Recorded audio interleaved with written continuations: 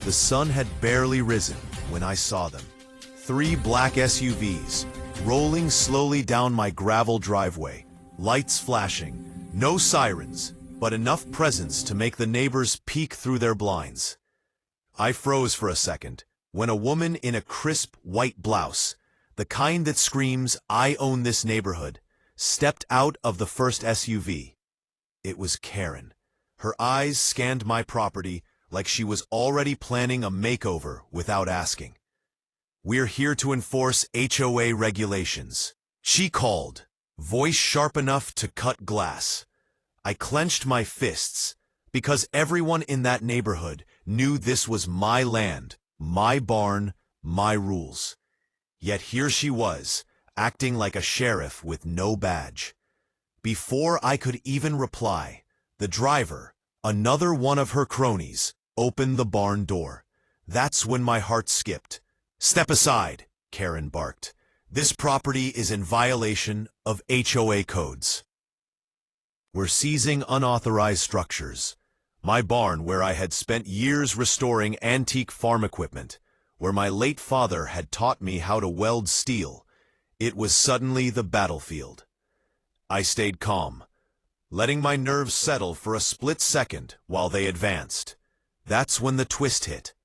Behind the worn oak door of my barn, the sheriff himself stepped out. He wasn't here for a routine check.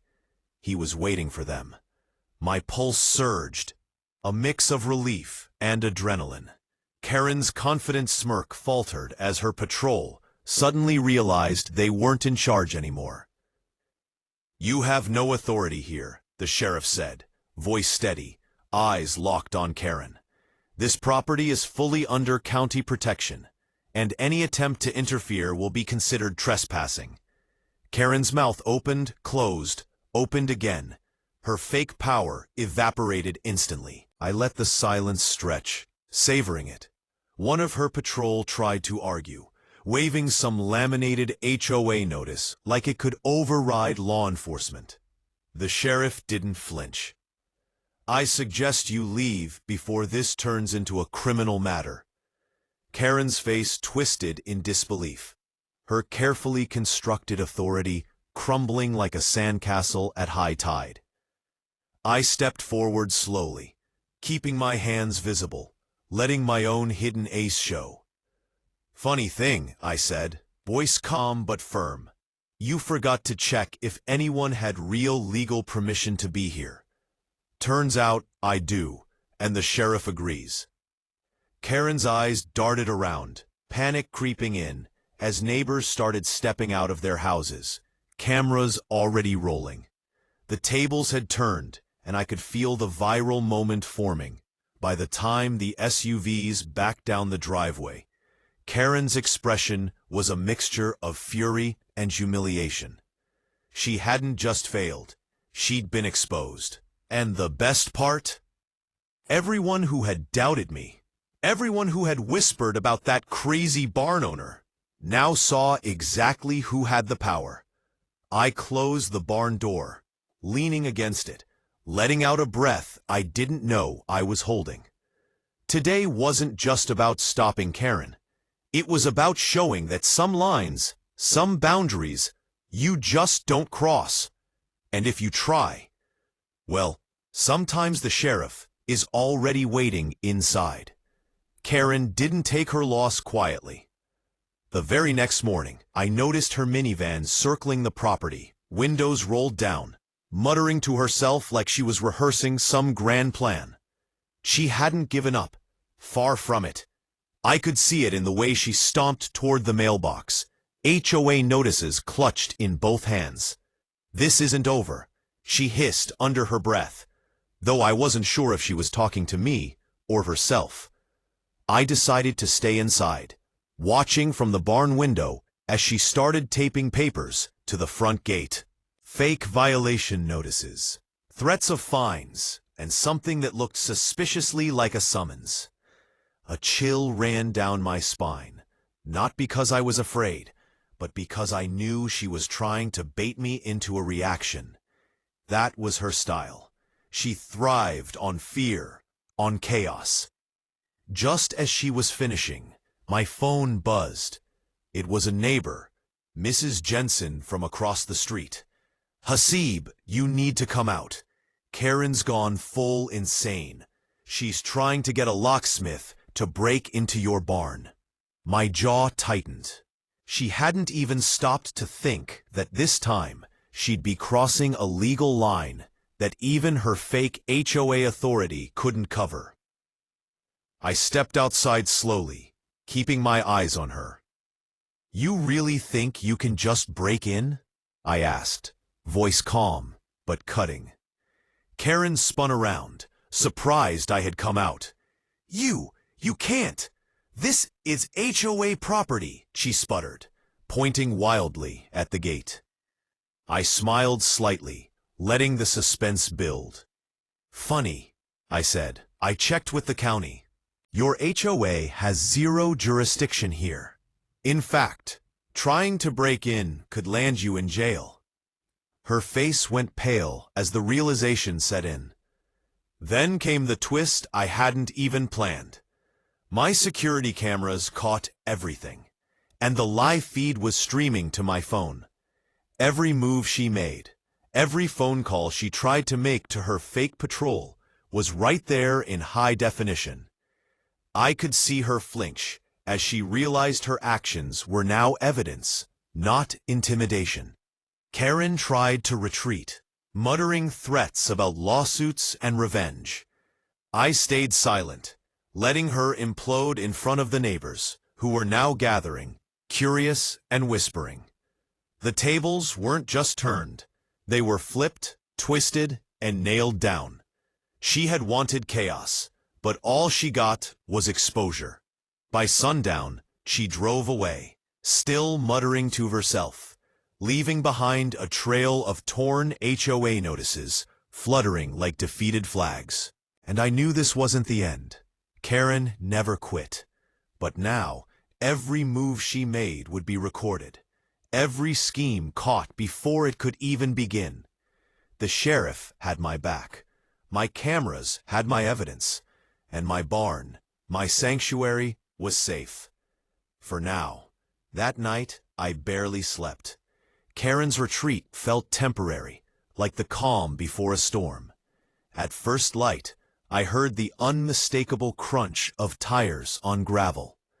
My heart sank when I saw a U-Haul van parked at the edge of my property, and Karen herself was pacing beside it, clipboard in hand, barking orders at two strangers.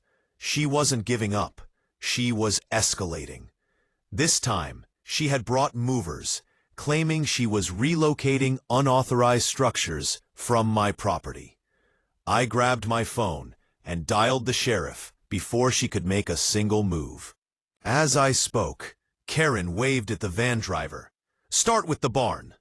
Her face twisted with that same smug satisfaction she always carried, certain her fake power was about to triumph.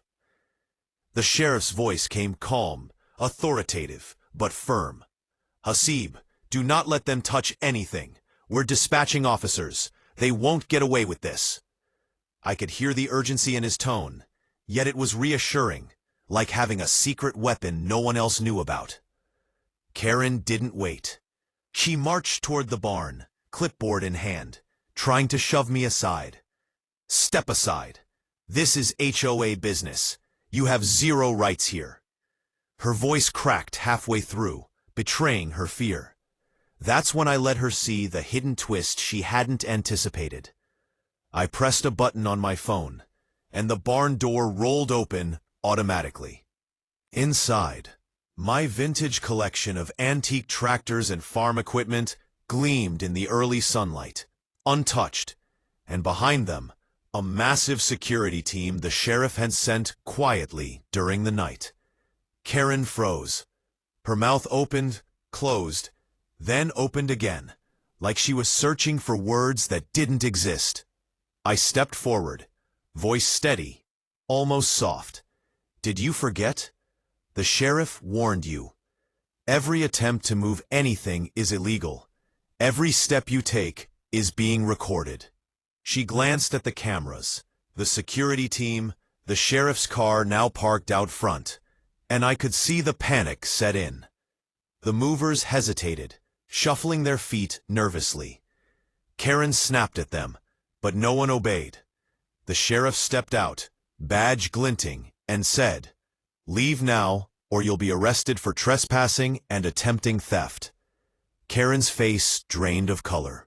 For the first time, her confidence faltered completely. Just as she turned to flee, one of my neighbors shouted from across the street, "Hey, Karen! The cameras are live on social media." Within minutes, her humiliation was trending. Every angry shout, every fake authority claim, every scheming look was captured and broadcasted for everyone to see. By evening, Karen had vanished again. But this time, the whispers had changed. People weren't talking about her power anymore. They were talking about her failure. And for me, standing in front of my barn, I finally allowed myself to relax, knowing the next move she made would be her last, if she was smart enough to survive it. The following morning, I woke to complete silence, too quiet, as if the neighborhood itself was holding its breath. Then, a notification popped up on my phone. A news alert. Karen had been arrested overnight for impersonating law enforcement and attempted trespassing. Apparently, one of her fake patrol calls had triggered a real investigation, and with all the footage my cameras had captured, the sheriff had no choice but to move in. I stood in the barn doorway, letting the news sink in. Relief mixed with a strange satisfaction. The same woman who had terrified the neighborhood, who had tried to bend every rule to her will, was now facing the consequences of her own actions. Her minivans, her fake notices, her threats, they all meant nothing against truth, law, and evidence. Neighbors started trickling by, cautiously at first, then smiling and waving. Some brought coffee, some just clapped. Mrs. Jensen from across the street hugged me and whispered, "You didn't just protect your barn. You reminded all of us that standing up to bullies works." I nodded, feeling the weight of every tense moment finally lift.